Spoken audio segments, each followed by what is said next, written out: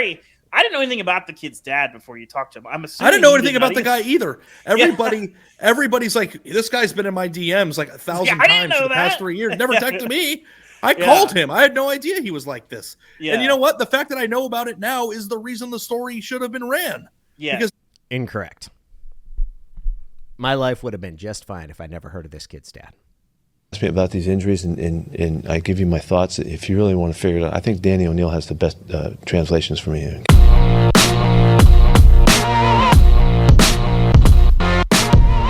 I appreciate that, Pete. It is Danny O'Neill. Welcome to the Dang Apostrophe. It's a podcast. It's a newsletter. It's posted on YouTube. Rate, review. Give me 5 stars because I need them like I'm Nick Saban.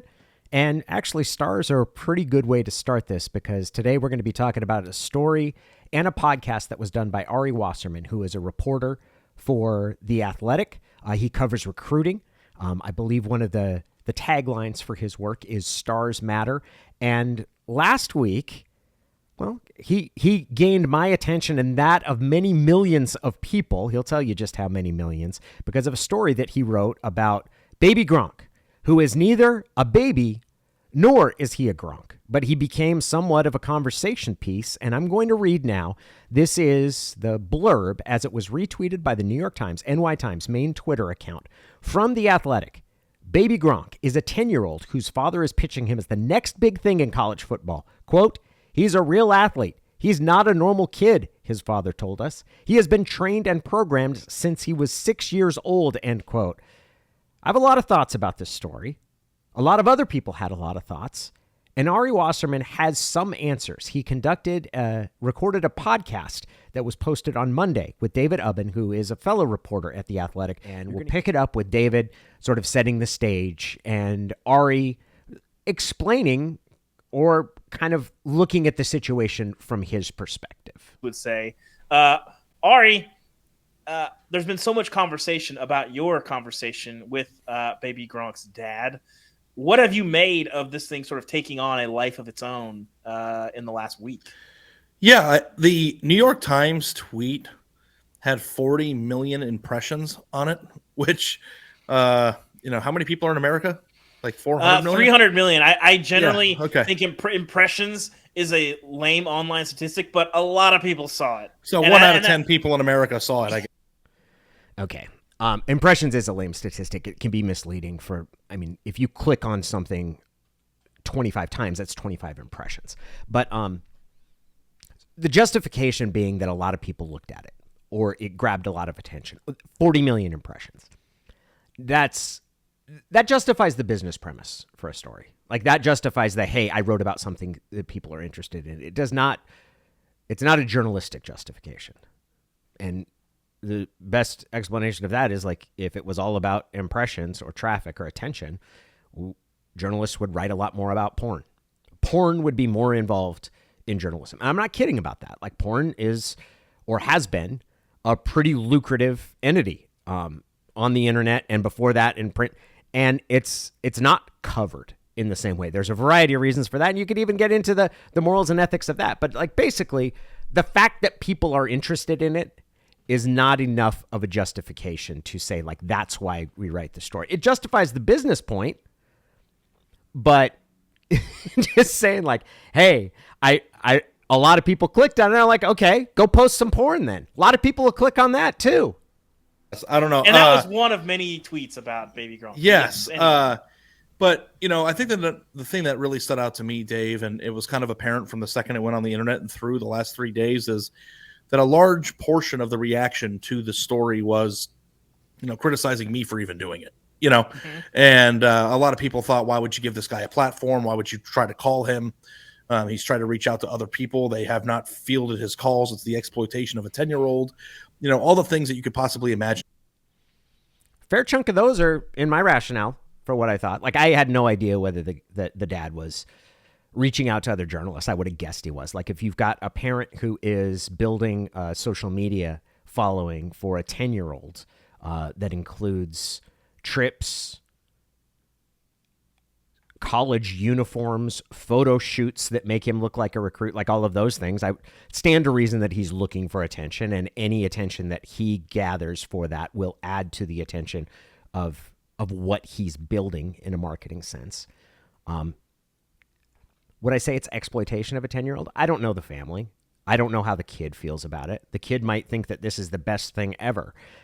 I am really uncomfortable with the idea of a 10-year-old being at the center of this, primarily because like he's not legally responsible for any of the decisions. Like he's certainly not responsible for the adults, but he's not even responsible for himself. So, but he is affected by it. Like he will be affected by it. The coverage to it and sort of that being attached to him. So yeah, like those are all reasons that I would say is like, yeah, I don't think this story should have been written. And that's not personal about Ari or what he does. It's about the actual mechanics and logistics of the story. You know, I do think it's a interesting dynamic because we both went to journalism school, and you know, there are, you know, topics like this in terms of ethics and whether or not you're supposed to do something. And you know, we got a lot of journalism lessons from people with egg profile pictures this week. And, you know, all right. I don't have a journalism degree. I majored in history. I took one journalism class at the University of Washington. I worked first 3 years there, freshman through junior year at the UW Daily. Then I went to work part-time at the Seattle Times, mostly answering phones. But I've worked at newspapers, 1999 to 2013. That was my primary job. I worked at ESPN.com. I worked for for a run of 8.5 years, writing and hosting a radio show. I don't have an egg for a profile. I object to it. So the idea that the qualifications that Ari Wasserman has and The Athletic has, discounting criticism, that's bunk. Like that's gatekeeping, I guess is the current internet terminology for that, of like, how dare you criticize me because I know so much? And I find that pretty unpersuasive. Thought about this. My editor thought about it. His editor thought about it. The sensitive content channel thought about it. Like there's been a lot of people with a Wait a minute. We got a sensitive content channel involved? Is that who decides about the porn? That's entertaining to me. I'm glad they thought about it. I'm glad they talked about it. I'm interested to hear how, after all of those conversations, the decision was still reached that, yeah, we're going to go with it. A lot of journalism backgrounds that, you know, we're aware of the situation and we went forward anyway. And we want to talk about that and why we think it's important. And, you know, the good thing I want to say here is that I don't have to be right, Dave. Like you learn a lot from situations like this. And I still feel 3 days after it ran that I did the right thing. But certainly might, you know, think about things differently in the future if I come across something like this. So let's get into it and see how much context we can. All right. Shout out to Ari Wasserman. Like if I've dinged him once on the citing the traffic numbers and once on the recitation of qualifications, I'm going to acknowledge like a tip of the hat of like valid point of saying like, hey, I might be wrong. Like that's the reality for any journalist. Like you screw up sometimes, or you make decisions that aren't the best decision. And sometimes I've been saved from those decisions by editors. Other times they've happened and I've written stories that I've regretted. Yeah, I think the starting place, Ari, is where does this idea come from? Yeah, well, the starting place was having eyes on the internet. You know, it's like our fundamental job is to see something that, you know, people are reacting to and to provide context to it. Now, I obviously cover recruiting for The Athletic, and I see a 10-year-old all over the internet in different uniforms getting preferential treatment at college football programs. So, okay, like if we're taking the tally, valid point. Yes, it is. Here's somebody that's attracting a great deal of attention. He's got a social media account with hundreds of thousands of followers, and it appears that he's getting preferential treatment from college programs, as Ari said. He covers recruiting. Absolutely a story. For me, I thought the Livy Dune thing was interesting because of the Riz King stuff and everything that everyone's joking about. But to me, the more important thing was with my expertise in recruiting that they're not actually recruiting this kid, and people think that they are. You know, you can't recruit a 10-year-old. Okay. A couple of things. That's not the story Ari Wasserman wrote. Like he did not write an explainer of why Baby Gronk is not being recruited. So that's first of all. The second part is that basically he's saying that what was interesting to him about Baby Gronk was the recruiting implications that college teams were giving him, baby Gronk, preferential access as a 10-year-old. What triggered the story, or what spiked his national recognition, is something else entirely. And Ari mentioned it sort of offhandedly with Livy Dunn. There was I don't even know if it was a TikTok. Something on the internet happened last week in which baby Gronk, a 10-year-old, was said to be risen up Livy Dunn. Risen up, for those that don't know, means to use your charisma to charm someone else. In this case, it was 10-year-old baby Gronk, who's known as a football prospect, risen up Livy Dunn, who is, I think she's generally understood to be the highest compensated college athlete from name, image, likeness. She has a very popular TikTok account. She's a gymnast at LSU. She's got endorsement deals. I know Vuori. Is that how you say that? The athletic apparel company, Vuori. She's an athlete that's sponsored by them. The New York Times wrote a pretty long profile about her. Super famous college gymnast, high social media following. And 10-year-old baby Gronk meets her and is said to have rizzed her up. And everybody was like, oh, who's baby Gronk? Who's Livy Dunn? And that spiked the interest. And at that point, Ari is saying he reached out or was interested to explain that this 10-year-old, who people say is being recruited as a college football player, is not being recruited. That's not the story. That's not the story that Ari Wasserman, that The Athletic published. There's still a fundamental disconnection between like people thinking how good he is. He's 10. He's not good or bad. He's just bigger. And I thought that if people were going to be in a situation where they think that colleges are actually recruiting him, he's committing to Oregon, all these things that you've seen on the internet, that I would call the dad to figure out what the angle was. Okay. So here's my fundamental, like, if I could, in a nutshell, explain my objection to this story. My objection is that there's no way to write this story without either promoting the attempts to gather attention around the football prospects of this person who is 10 years old, and therefore it's entirely inappropriate because of his age, or to do a story that essentially critiques the unrealistic nature of promoting the football prospects of this kid who's 10 years old. Because again, you're essentially talking about a kid who's 10.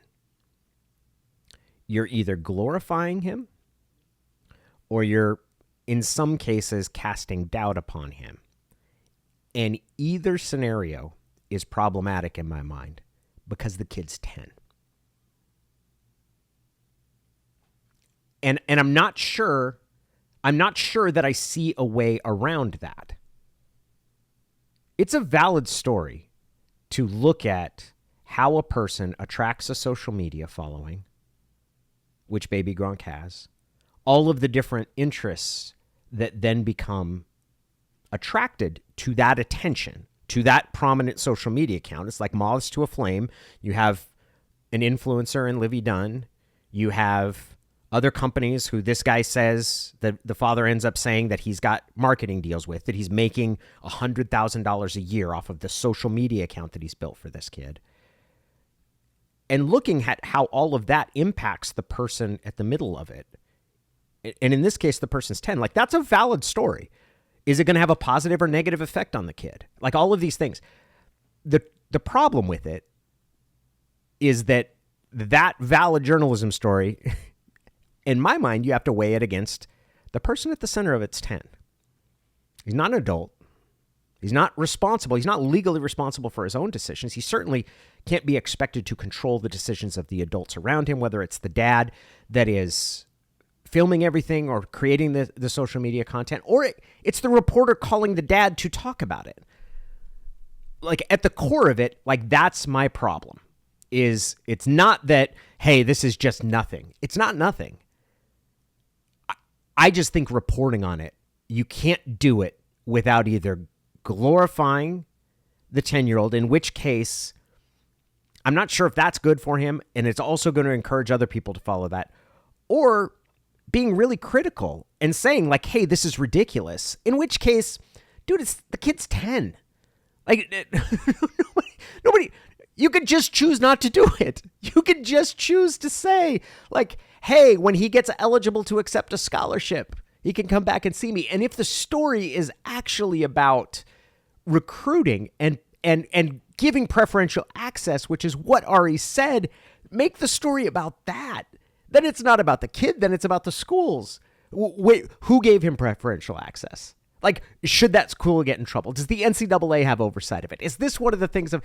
But that's ultimately a story that's not about the 10-year-old. It's not the story that The Athletic did. I heard a lot, like, how could you give this man a platform? He's got the last few days. His platform is 8 times bigger than mine. Like, he has a platform. He doesn't need me for anything. His platform is literally 7 times or 8 times larger than mine. And I take exception to the idea that I did anything to promote the man. I wrote it in a Q&A style, which was done purposefully, as to allow him to speak about what is happening with his son, which, you know, hundreds of thousands of people, if not more, were interested in. So, okay. There's shenanigans there. The idea that Ari didn't promote him is pretty tough to swallow. Like, I find that pretty unconvincing. Especially because this whole thing started out with him saying that there were what, 40 million impressions, so 1 out of 10 people in America clicked on the story. It's a great deal of promotion. I mean, you can debate whether it was good promotion or whether it promoted a negative impression of him, but like, you gave him his message, and the idea that it was done deliberately as a Q&A, well, that gives him the floor. Like it does. Like, a Q&A is a valid premise, and it can be very useful. It also allows the answers to be delivered without being challenged or have context provided to them. It can be a defense mechanism for journalists who look at it and say like, hey, don't blame me. I just quoted what he said. It's like, okay, but is the message that came out of what you produced, is that accurate? And I think that there's a lot of room to debate that about this Q&A specifically. And the idea that because he already had 320,000 followers or whatever it was, and that Ari doesn't have as large a social media following, that's absurd. Again, because 1 out of every 10 Americans apparently clicked on this story.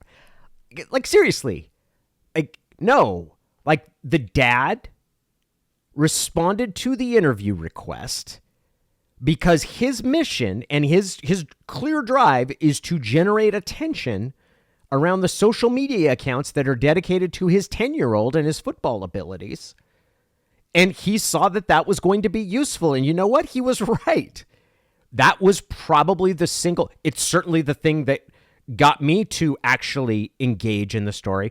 I saw the story about him and Livy Dunn. I read a column on The Defector, which is a website I like, which actually was pretty good. Like, it kind of explained everything. It mentioned Riz and who Livy Dunn was. And like, it was kind of a tongue-in-cheek thing of like, Baby Gronk is neither a baby nor a Gronk. And after the end of it, I was like, I know enough to know that I don't want to know anything more about Baby Gronk. Like, that he's a 10-year-old and I wish him the best. And I don't ever want to wish anything other than the best for a 10-year-old athlete. And then I saw this story and I clicked on it knowing that I was probably not going to like it. And guess what? I was right. But the idea that, hey, I'm just commenting on what's already out there, that's painfully naive. And it's undercut by his statement to start the very interview, which was that 40 million impressions. So, yeah, I'm calling shenanigans there. You know, I think there's a question, Dave, about how it was presented and whether or not I should have written a column. But to me, if you look online right now and see what's the general consensus of the discussion about this man that's on the internet right now, if you think about like what Pat McAfee was talking about, the Who else was talking about it? Literally everyone. Everybody. But I don't think I've seen a lot of discussion about how he's father of the year from anybody. Yeah. You know what I mean? So like to give the man a platform. We had Todd Marinovich trending on Friday. Yeah. So like, isn't. All right. So this goes back to one of my points. What did I say? The two things that were going to potentially come out of this was, one, you would be glorifying the prospects of a 10-year-old, in which case I thought that was unrealistic and potentially harmful, like for both the individual kid and as a societal trend. The other one was that you were going to be casting aspersions on the realistic nature or what was being done, in which case you're kind of, even if it's indirectly, crapping on a 10-year-old. He's right. Like, nobody can. I think the general impression that came away from it is like the dad's doing too much. He's a little league parent. He's a helicopter dad. Like, this is ridiculous. And I mean, even some of the reaction, like Jim Nagy, who I knew. Jim worked in the Seahawks scouting department. And I knew him. He now is the executive director of the Senior Bowl, which is a fairly prominent part of the pre-draft evaluation. Like, Jim's someone who's plugged into NFL evaluation circles. And Jim made a post basically saying, hey, like, the NFL comes down to speed, size, toughness, willingness to hit somebody. Like, he ended up saying, like, what quarterback is kind of exempted from this because it's a skill. But the idea that you can groom a kid or like prepare him to play football at like age 10, like, none of that really matters, because when you get down to it, like, it's about physical specs. There's not much technique involved to it. Like, you can learn all the technique. And the example that he used was Ziggy Ansah, who people in Seattle remember because he was there for a forgettable season. But Jim said in 2012, he was I think he's an area scout for the Kansas City Chiefs. He might even be the national scouting director. But he was in Utah, and he called BYU, to see, like, is there a draft eligible prospect that I need to come out there and see? He'd been at the University of Utah. I called out to check with BYU, and I think the area checker told him, like, nah, there's nobody that you need to look at. At the time, Ziggy Ansah was playing mostly special teams. This is 2012. And Ziggy, I don't believe, had touched a football before 2010. So he's in his third year of knowing what American football is. And this is like September. The final 2 months of that season, 2012, Ziggy Ansah has like 4.5 sacks. And he gets invited to the Senior Bowl. And there, kind of, so he's being acknowledged as a potential prospect. And that starts this rapid climb because of his size and speed and his willingness to hit people and sort of that future potential. He ended up being the number 5 overall pick in the 2013 draft. So in 6 months, essentially, he went from being the scout in charge of his school, didn't even think it was worth anybody taking a look at him, to the 5th player overall being drafted. And Jim pointed to that as like, look, it's not about technique. It's not about grooming. It's not about, like, it's entirely about meeting the specs for what they have and having a willingness to hit somebody. Like, you don't, playing from the age of 10 doesn't help you. But to write that and to put sort of that in perspective, again, you're kind of crapping on the 10-year-old.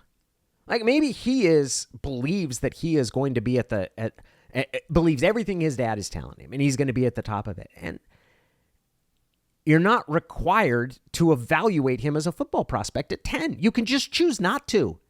Like, you could just choose to say, no, we're not going to do that. So at the core of it, like, I think Ari's right. Did he glorify the guy? I wouldn't say that. He let the man speak for himself, and his words kind of exposed him as being deluded and potentially Marv Marinovich-like, and falling into I think most people's reaction was, this is absurd. But that has an effect on the kid too. Like, that's at the core of it. It's not that, oh, I think that I think that everybody's going to go out and start acting like this dad. It's like, well, I think he's going to follow the kid around. And I think that's probably unfortunate. And there's other instances in which that's happened, in which we don't object to it. The Little League World Series is on TV every year. And I know Cody Webster, who was the star of the Kirkland Little League team that won the World Series, like, he was never as good a high school or college baseball player as people thought he was going to be when he was at 12, and he'd hear it mentioned and stuff, and that wasn't great. This is a little bit different because it's not even really a competition. And I would say I'm splitting hairs there. And you're right. I'm also like, we don't need to start doing it more. Like, we don't need to, like, oh, well, the Little League World Series is a real hot investment property and people watch it. So let's find other ways to highlight the exploits of youth athletes and create a bar that they need to measure up to in some regards. Yeah, so like, isn't that the point of what this is to allow him to speak? He's spoken, allow the readers who are smart enough to go through this to come to their own conclusions. And what's the conclusion that everybody came from? Do you think this man is better off now as a result of this? I think that's up for debate. I suppose there's a school of thought that would say no publicity is bad publicity.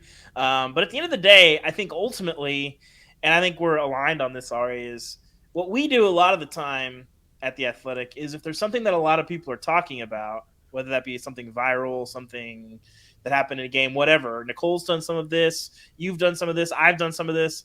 It's just saying, hey, what's the deal here? What's the actual, who are these actual people?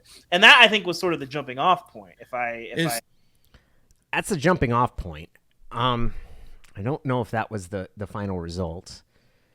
And I would say that there is another way to look at it and to ask, like, whose interests were served here. Do I think that the dad was better off for having this story written? If his goal is to attract as much attention as he can for the social media account, including his kid, yes, he is better off. Even if there is a fraction of the people that think he's deluded or think he's misguided or even think that he's exploiting his son. He got a huge amount of attention from that and validation of my approach is his goal is to get attention, and it got a ton of attention. Is the reporter helped? Yes. The reporter is helped. 1 out of every 10 Americans clicked on the tweet from the New York Times. Like, the reporter's goal, if it's to write a story that people talk about, yeah, I think his interests are served, even if he gets some blowback from people like me that think that this story shouldn't have been written. Is the kid helped? I don't see any scenario. I don't see any scenario in which the kid is helped by this. And that's based on some of my own bias, but some of my own experience in watching how kids with promoter type dads move through adolescence. I think that's hard. And maybe this kid will be the exception, and this is exactly what he wants. And maybe it's not. And maybe this just intensifies some of the scrutiny that will end up being really unpleasant for him sooner or later. And I just don't see the need for it. Like, that's ultimately, like, there's no one calling for this. And at the end of it, that's kind of what it comes down to, of like, do I understand the approach? Yeah. I also think that the fact that the subject, the primary person in the account that the account is around, his age factors into it. I was a very young reporter, so I think it was my first or second year at the Seattle Times. And as cub reporters is kind of the term for it, you're constantly looking for stories that will attract general interest. I covered East Side high school sports in Seattle, so like Bellevue, Kirkland, the two KingCo conferences. It was KingCo 3A and KingCo 4A. And you were constantly looking for stories that would be able to sort of be on the front page and go to all areas as opposed to just the East Side edition. And there was someone that had emailed in a story idea, and my editor, the assistant editor that was in charge of me, got it. I think it was a figure skater, and he was like 6 or 7 years old. And there was like, well, why don't you go and talk to him? And one of the other assistant editors was like, no, kid's 6. We're not. And it's like, well, what if the kid's really good? Then we'll write about the kid when the kid's older. Like, there's just no reason to write about that. And on the one hand, you could look at it and say, like, what if that is the next Prodigy? And you could be the first person to write it. And you could use examples like LeBron James or someone who's the massive amount of attention that they got at a young age did not dim or affect the trajectory or their success. It was a recognition of talent. But there are so many other examples where in addition to recognizing talent, there's a pressure and an expectation that is placed on someone who is not an adult. They're a child, and you just don't need to do it. And like doing it in Q&A form tried to remove all editorialization possible. Is this See, that's bad. Like, that's actually a fault of the approach. Like, removing all editorialization possible is sort of like, we're going to you're shirking responsibility for that is what you're doing from a journalistic perspective. Like, you're saying, like, I'm just going to let him talk. And that's, I mean, you could do that with politicians. And even then, isn't that the whole objection to the Trump town hall? Was that you're just letting him talk unchecked? Like, I think the contextualization needs to be there. I actually think that's a way of skirting criticism rather than something that's in the reader's best interest. And a good person, is he raising his kid right? All the questions that are left for the reader to decide after consuming the piece, allows people and gives them the power to come up with their own idea of it. Now, the thing that I think is interesting here, Dave, is that if you're mad at me for giving him a platform, what about all the schools that are giving him preferential treatment? This is and is that going to stop now as a result of the story? Okay. Again, like, that is a story that I'd be interested in reading. Is it? Yeah, I am mad. I read in the story, the dad said that University of Arizona has offered him a scholarship. That's Jed Fish. I think Jed Fish is a scumbag if his school offered a 10-year-old kid a scholarship. I thought Steve Sarkisian, when he offered, what was there was like a 9th grader, right? Was it Tate Martell? They offered him a scholarship. I thought that was ridiculous. I thought that was absurd. I thought that was regrettable. And even then, I felt like I shouldn't say it that way because it reflected on the kid. Like, I don't want to crap on the kid. I don't want to crap on a 9th grader. I don't want to crap on a 10-year-old. Like, I hope that they're as successful as they aspire to be. But when you start sort of publicizing that, maybe it's the journalist in me, or it's the person that's seen youth sports, where I'm like, okay, you've got to put some context behind it. And yeah, okay, bring some scrutiny. And the idea that his story will spur change among the schools, then write the story about the schools, then talk to the schools. Like, you're the big J journalist. Like, you're the one that went to journalism school. Like, go and do that. Write that story. Because what you wrote was not it. I think we'll have to see. It's one thing if he takes a picture with a coach. He's got pictures of Josh Heupel and Nick Saban. He can go to any camp he wants. That's different. Yeah. But when they're giving him uniforms and doing all these fancy photo shoots, I would argue that is legitimizing this whole operation far and empowering more. And enabling a person that you don't think should be enabled. Yeah. And so it's like, and I think too, like, write that story. That's a good story. There's an idea of like, we're making judgments on this guy. Why would you talk to this guy? Ari, I didn't know anything about the kid's dad before you talked to him. I'm assuming I didn't know anything about the guy either. Everybody's like, this guy's been in my DMs like 1,000 times for the past 3 years. Never texted me. I called him. I had no idea he was like this. Yeah. And you know what? The fact that I know about it now is the reason the story should have been ran. Yeah. Incorrect. My life would have been just fine if I never heard of this kid's dad. And chances are that this kid will never be a prominent enough football player that I'll need to know the kid's name. And that's I don't even want to say that's unfortunate. That's just reality. Most 10-year-olds don't become prominent college football players. And I don't think anybody would have been harmed by not knowing that this guy reaches out to reporters or is trying to flood the zone in terms of getting attention. I don't think that's a justification for writing the story, at least not a sufficient enough justification to offset the potential, like the fact that you're writing about a 10-year-old. Now, people know this. All the screenshots of his DMs to everybody are on the internet. They wouldn't have been if I didn't write the story. Isn't that good? Yeah, I think there's value. Nope. Nope. Wouldn't have been better. Would have been better if none of us knew about it. Nope. Would have been better if none of us knew about it. That I think ultimately, whatever the actual situation here is, I think there is value in shedding light on that. And I think overall, it's interesting. This is something that we don't see that often. We've seen it a few times throughout history with varying results of success. Like Todd Marinovich is obviously the sort of apples to apples comparison, but we just had Will Smith win an Oscar for playing, the Williams sisters' father. Tiger Woods' dad's. Tiger Woods, yeah. Earl Woods that's complicated for a million different reasons, but on course results are sort of speak for themselves. So the fact of whether again, I think that with the people that are sort of angry about, well, this shouldn't exist. It's I don't think that we should just ignore this person because a lot of people might disagree with his parenting You style. put it best in text here, Dave. You said, I find it weird when people get mad at somebody asking actual questions that answer what's the deal with the thing that everybody is talking about but nobody understands. Yes. That is perfect. And it's another thing too for a piece of it's valid.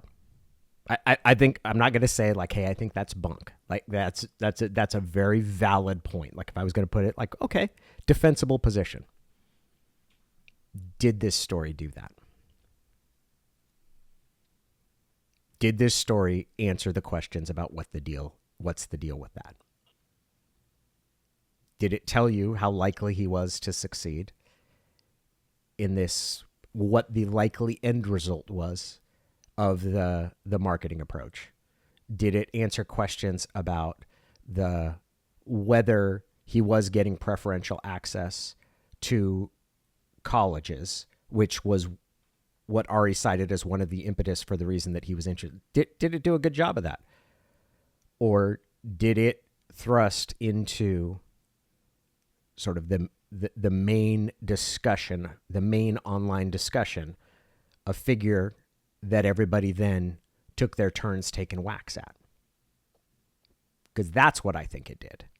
I think that the upshot of this was this sort of showed a close-up of a figure who's made a very prominent social media account featuring his son and held him up for ridicule without actually doing the ridicule itself.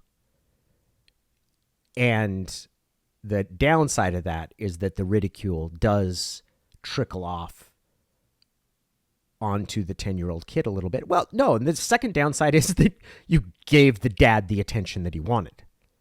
Those are the two things. Maybe the story, he wished the story had been written a little more positively, but ultimately it's his quotes. You gave him the exposure you wanted. Context. I didn't just call the guy out of the blue. I was reacting to a viral moment. Mm-hmm. The Livy Dunn thing was happening. And it was a little weird. Everybody was talking about it. The Riz thing was happening. And then on top of it, we're talking about a quasi-recruiting situation because he's going to recruiting events and being treated like a recruit, even though he's 10. And this thing's played off as a parody. And it's where's the line between joke and everybody real was life? Joking about it. So I wanted people to see what was going on, and we strive to give context to the things that people are talking about.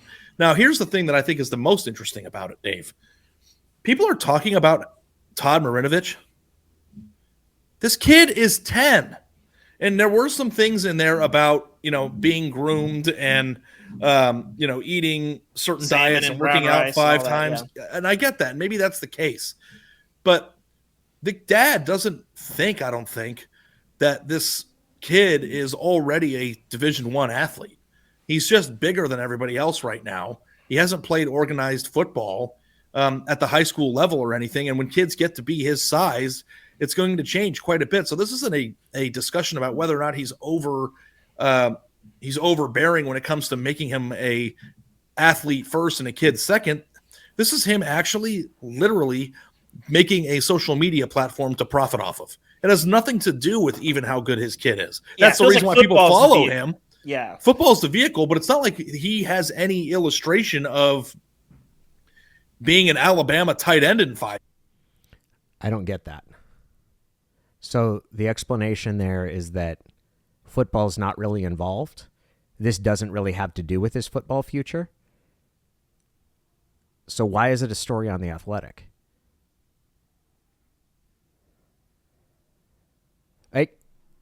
Am I missing something?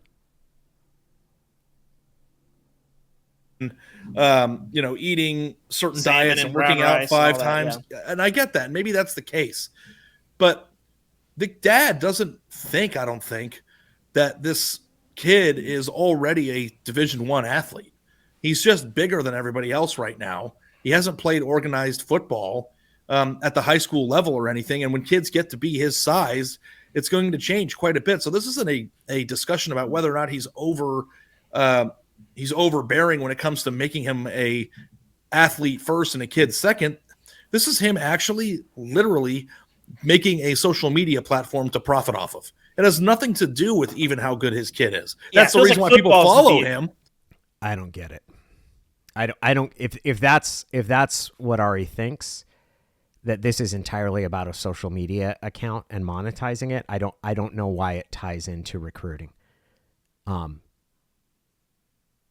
I guess it's because he takes pictures in uniforms and he gets what he described as preferential access, but that's not the story that was written. Like the story was essentially the dad talking about the approach that's been taken to marketing his son for his football talents. Like that's it. Unless I'm missing something. I don't get that at all. Yeah. Football's the vehicle, but it's not like he has any illustration of being an Alabama tight end in 5 years. Mm-hmm. So much is going to be able to change in the next 4 years. When he gets to high school and kids get to be his size, he starts playing against a more diverse audience, a more diverse set of people.